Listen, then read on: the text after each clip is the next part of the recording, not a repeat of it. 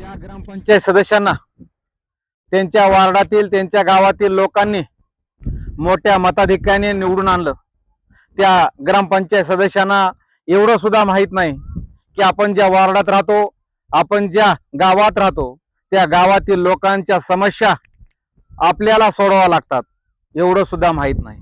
परंतु या जे काही ग्रामपंचायत सदस्य निवडून आलेले आहेत, तर त्या ग्रामपंचायत सदस्याने सर्वप्रथम आपल्या गावात आपल्या वार्डामध्ये स्वच्छ पाणी नळाद्वारे मिळतंय का नाही लोकांना हे बघितलं पाहिजे. तसेच जो काही जाण्या येण्याचा रस्ता आहे, त्या रस्त्यावरती चिखल घाण किंवा सुरक्षित चांगल्या प्रकारचा रस्ता आहे का नाही हे सुद्धा बघणं काम आहे. तसेच जे काही ग्रामपंचायतीने सौर दिवे पथदिवे लावले असतील लाईटवरचे, तर ते चालू आहेत का, ते बंद आहेत का हे सुद्धा बघितलं पाहिजे.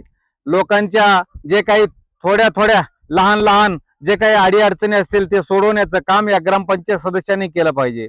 जे काही गावातील एखाद्याला रहिवासी पाहिजे असेल, एखाद्याला जन्म प्रमाणपत्र पाहिजे असेल, एखाद्याला मृत्यू प्रमाणपत्र आवश्यकता असेल, एखाद्याला नाहरकत प्रमाणपत्र लागत असेल, तर अशा या सर्व गोष्टीवर छोट्या छोट्या लहान लहान गोष्टीवरती या ग्रामपंचायत सदस्यांनी लक्ष दिलं पाहिजे.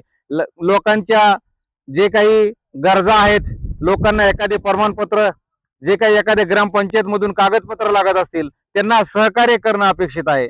परंतु असं होताना मात्र दिसत नाही. एखादा नुसतं ग्रामपंचायतीवरती निवडून यायचं आणि निवडून आलं की परत 5 वर्ष विषय संपला. फक्त ग्रामपंचायतच्या जे काही मासिक सभा, त्या मासिक सभेमध्ये जायचं, चहा पाणी प्यायची आणि ग्रामसेवक सरपंच म्हणतील तिथं सह्या करायचं आणि उठून यायचं, बस एवढंच काम या सदस्याला माहिती असतं.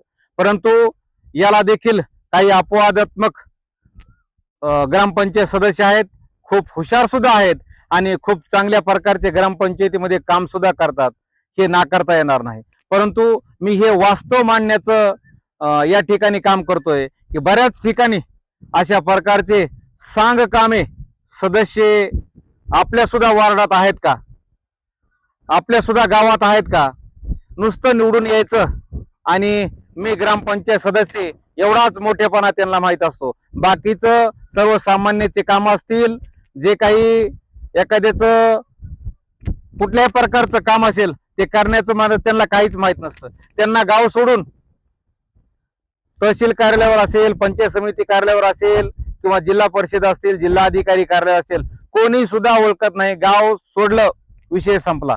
हे ग्रामपंचायत सदस्य, आम्ही ग्रामपंचायत सदस्य आहोत असं स्वतःची ओळख त्या कार्यालयामध्ये सांगावं लागते, इतकी भयान परिस्थिती आहे. परंतु मला या ठिकाणी एवढं सांगायचंय की जे काही ग्रामपंचायत सदस्य आहेत त्यांनी त्यांचं कामकाज काय आहे हे जाणून घेतलं पाहिजे, लोकांच्या समस्या सोडवल्या पाहिजेत. मित्रांनो, मी ग्रामपंचायतची नवनवीन माहिती, शासनाने दिलेली GR ची माहिती, तसेच शासनाच्या विविध योजनांची माहिती, तसेच शेतीविषयक माहिती मी या माझ्या पेजवरती टाकत असतो.